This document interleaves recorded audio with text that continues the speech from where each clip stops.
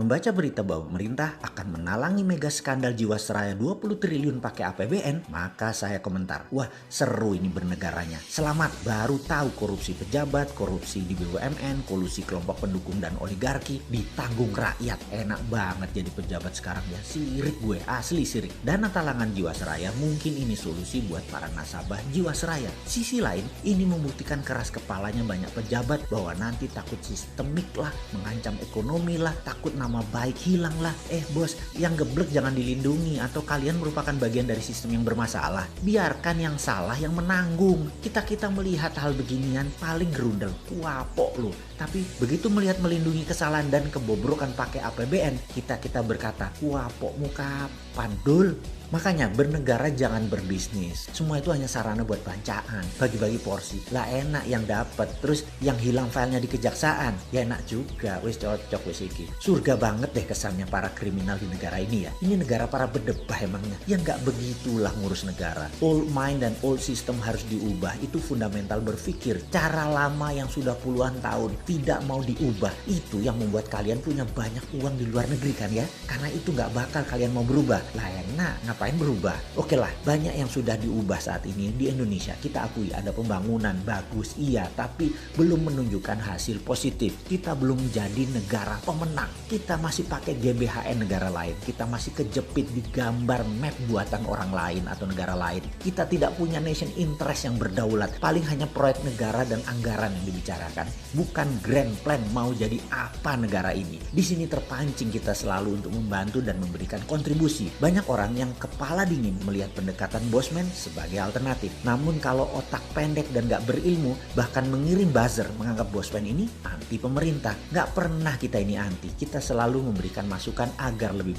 baik lagi. Memang karena school of thought-nya beda, jadi landasan keilmuannya beda, muscle knowledge-nya beda, terlihat anti. Karena saat ini cara mendoktrinnya adalah apapun yang beda artinya melawan. Ngono ya. Padahal ini semua adalah perilaku alami. Contoh ikan selalu berenang melawan arus. Hanya ikan mati yang ikut arus. Begitu cara melihat perbedaan. Lupa, buzzer mah gak peduli sama bangsa negara ya. Pokoknya hanguskan orang yang berbeda dengan pejabat sekarang. Pejabat sekarang selalu benar dan berpikir untuk rakyat. Tidak ada cara yang lebih baik dari cara pejabat sekarang. Titik. Mudah-mudahan gak resesi 2 kuartal berturut-turut. Kalau ternyata 3 kuartal ke depan minus, bahkan 4 kuartal minus, yopo. Gampang. Bangun narasi. Narasi pejabat tidak pernah salah. Yang salah orang yang beda pendapat. Aman kalau begitu. Sudah punya narasi-narasi doktrin ya. Para buzzer kan ada mastermind-nya. Ya alhamdulillah aman kalau kayak gitu. Silahkan. Kalau udah punya narasinya lanjutkan. Selamat kalian aman di atas sana. Aman. Kebetulan rakyat sekarang memang cuma butuh narasi kok. Silahkan lanjutkan bos. Kalau kita bagaimana? Ya kalau kita mah terus membangun Karsa dan mengingatkan bersuara versi kita membela NKRI. Gak didengeri, syukur. Dipakai alhamdulillah. Ini semua untuk Indonesia menang. Kita kembali mengingatkan sejarah. Sejarah yang mengingatkan bahwa Nusantara ditakdirkan jadi global player sejak lahir. Sekarang sayang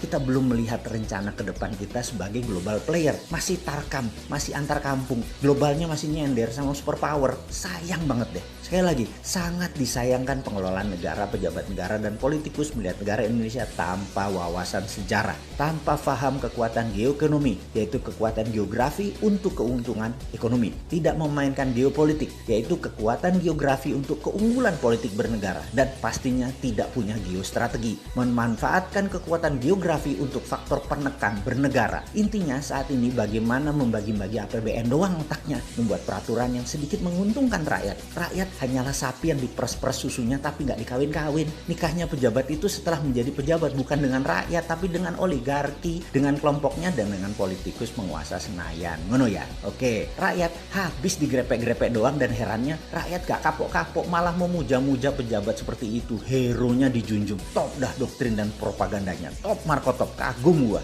Udah selesai ngegosip, kita lanjut. Kita menengok sejarah sebentar. Kita tahu doktrin jalur sutra itu seakan-akan jalur hebat. Karena mungkin banyak pejabat sekarang kemakan propaganda film Tiongkok dan berbisnis dengan Tiongkok kedalaman. Sampai budaya dan doktrin gak bisa dibedain.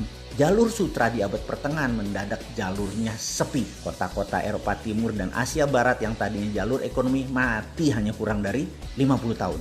50 tahun dari apa? Dari majunya dunia maritim perkapalan di abad 14 dan 15 sehingga pada perjanjian Zaragoza dunia dibagi oleh dua raja laut. Portugis di sisi timur, Spanyol di sisi barat. Ini kayak kita sekarang Tiongkok Amerika lah kira-kira ya. Spanyol ke Amerika Utara Selatan, Portugis ke India sampai timur jauh yaitu Nusantara. Jalur sutra kalau dengan jalur maritim atau maritim line tersebut beda. Jalur maritim lebih powerful. Jalur sutra musnah tinggal debu sekarang. Jalur maritim yang melewati Indonesia bahkan tidak berubah sejak zaman awal dunia maritim tahun 1511.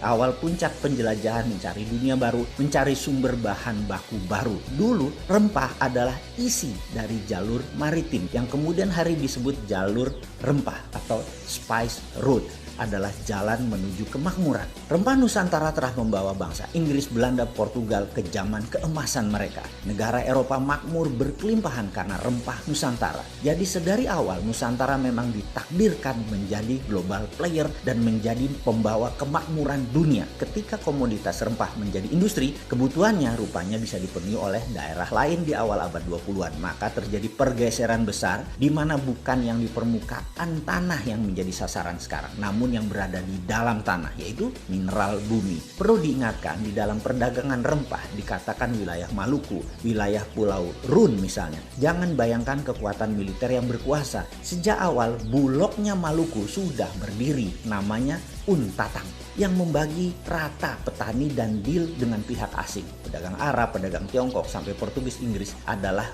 Untatang ini. Baru ketika Belanda kemaruk, greedy dan tamak, mereka membuang 15.000 penduduk wilayah penghasil pala tersebut, tinggal tersisa 1000-an dan ada banyak pembunuhan terjadi. Ini namanya perampokan atau state sponsor terrorism. Hasilnya diambil habis-habisan sampai jatuh nilai pala tadi, namun Belanda sudah kaya raya. VOC tepatnya kaya raya. Terus bergilir, kemudian masuklah ke komoditi lain yaitu karet, teh, kopi, coklat. Kemudian bahan baku tersebut semua akhirnya dikuasai oleh VOC. Apa pelajaran yang bisa ditangkap kali ini? Ingat, pelajaran bukan okupansi militer sejak awal, tetapi okupansi ekonomi. Jadi bagi saya bullshit bekerja sama dengan Tiongkok dan IMF itu. Itu bullshit besar. Foreign direct investment yang ada di otak pejabat adalah pemahaman anak bangsa yang otaknya sudah terpesona oleh globalis. Ini sebenarnya penjajahan sama seperti VOC di awal masuk selama 200 tahun sampai akhir tahun 1900-an kira-kira. Di saat dunia bergeser jauh di mana rempah bukan lagi primadona tapi sumber di dalam bumi yang jadi primadona seperti minyak, gas, batu bara dan mineral lainnya. Jadi sekedar mengingat, apapun perusahaan asing masuk ke Indonesia menggarap, mengambil, mengelola isi bumi Indonesia, itu penjajahan. Ide ini maka saya tekankan, kalau mandat di tangan generasi muda di tahun 2024, tidak ada perusahaan tambang di Indonesia milik asing. Setidaknya 50% adalah lokal, di mana proses hilirisasi setelah tambang tadi, mineral tadi, hilirisasinya 100% lokal. Cukup sudah dibodohi oleh asing selama 300 tahun diambil rempah dan apapun yang dihasilkan oleh alam Indonesia. Namun begitu bahan baku alam di Indonesia disentuh asing dan didiamkan, artinya dua. Satu, geblek tidak paham nasionalisme. Yang kedua adalah memang kaki tangan asing.